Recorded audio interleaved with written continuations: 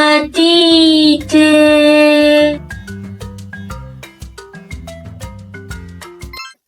Ụdị n'asụsụ Igbo. Shapes in Igbo language. Ndewo ụmụaka ibe m. Ụbọchị taa anyị ga-amụ aha ụdị dị iche iche n'asụsụ Igbo. Names of shapes in Igbo language. Ị dịkwa nkwadebe? Ka anyị malite. Okirikiri circle dịka anyanwụ ya na elekere. Ibe anọ rectangle dịka ụzọ ya na envelopu.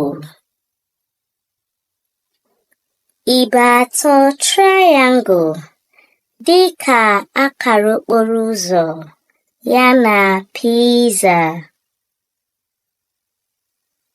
Okoso cone dịka osisi ekeresimesi ya na okpu.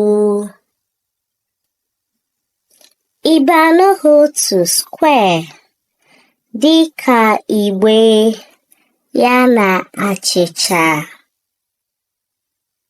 Ọkara okirikiri semicircle dịka egwurugwu ya na ọkara ọnwa. Obe cross.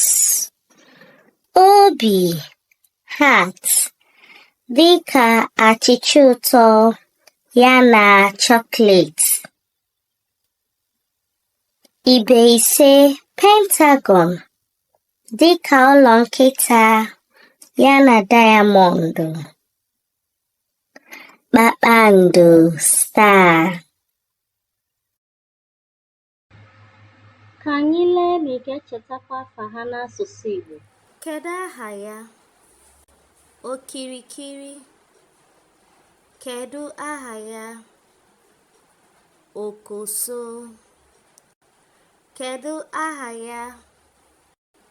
Kpakpando. Kedu aha ya? Ibe anọ ha otu. Kedu aha ya? Ọkara okirikiri. Kedu aha ya? Ibe atọ. Kedu aha ya? Obe. Kedu aha ya? Ibe anọ. Kedu aha ya?